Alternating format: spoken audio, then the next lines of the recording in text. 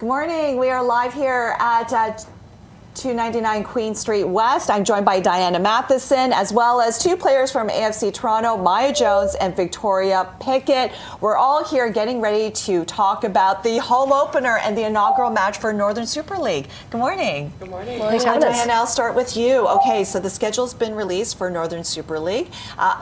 Everyone is waiting for this. It's going to be exciting. Yeah, I think the number one question I've had for the last number of months after we started to learn who some of the players were was, when is the schedule coming out? So we're so excited that the full schedule is out today, and we've announced the inaugural game is in Vancouver at BC Place, where so many iconic women's soccer moments have happened.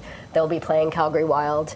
And then, of course, you'll see these folks with AFC Toronto on April 19th, BMO Field, against Montreal Roses. Okay, so let's separate the two. For the inaugural match for Northern Super League, what day is that taking place, and that's in Vancouver? April 16th, Vancouver, BC Place, the very first inaugural historic match of this new women's professional soccer league in Canada. And then AFC Toronto, home opener, right here at BMO Field on April 19th. Correct. Maya and Victoria, you must be so excited. I know right now you're practicing as a team. Maya, I'll start with you. Obviously, it's a dream come true to come back to Canada and play for AFC Toronto. What are your thoughts? Yeah, I mean, it's honestly it's an honor to be able to come back and play in Canada in front of my home fans, my friends, my family.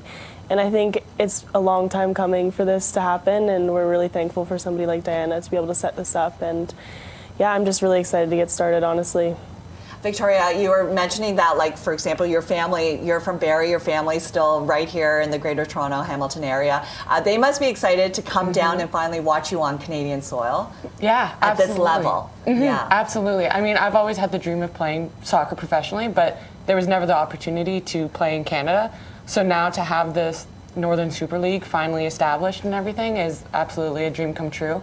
And to be able to be in front of family and friends so close to home is nothing short of amazing. So. And Diana, we've seen other professional women's leagues launch and teams doing extremely well.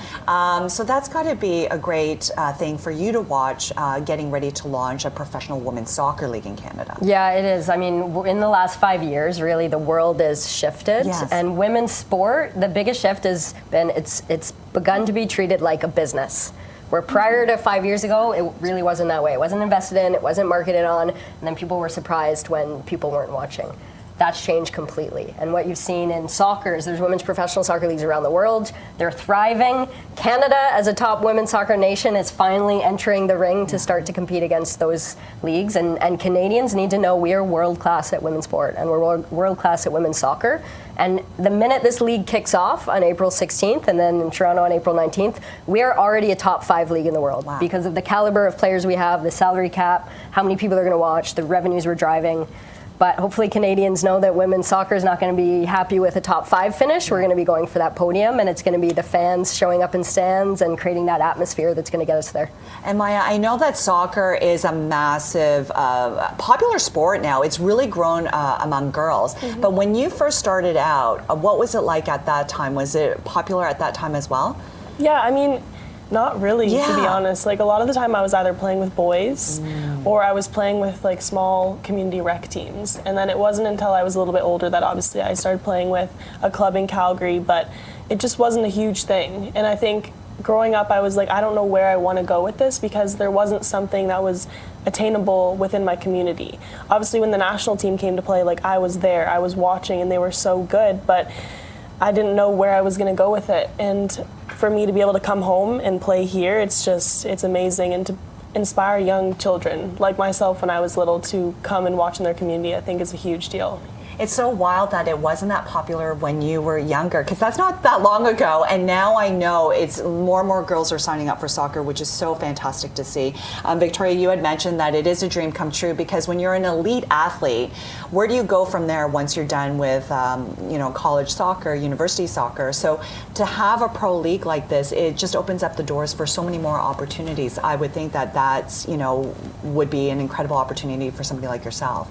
Yeah, absolutely. I mean, like Maya was saying, there wasn't really a path laid down for Canadian soccer players. It was always like, you're either going to go to the US or go overseas. So like I said before, to have something established here in Canada is perfect. And I think the pathways too aren't just for the players. Like we all took a similar pathway. We leave after high school.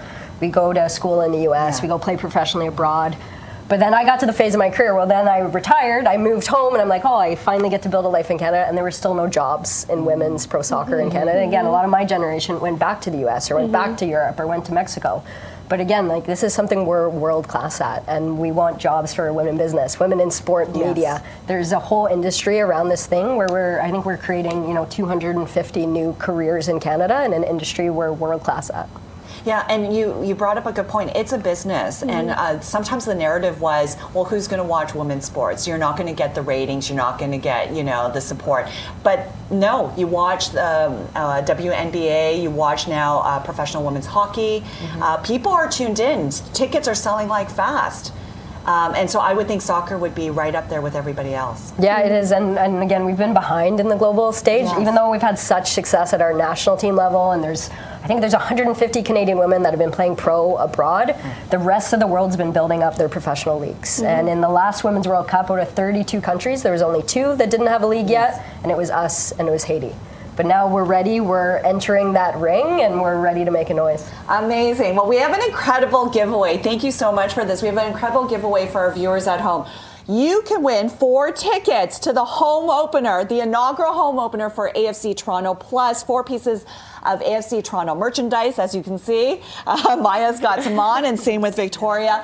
So all you have to do is tell us the location of the home opener for AFC Toronto, the inaugural home opener here in Toronto. Where are they going to be playing at on April 19th? All you have to do is send us your contact information, email us at contest@cp24.com, and you'll get to see Maya and Victoria hit the pitch. Thank you so much, and congratulations. Thank you. Thank you.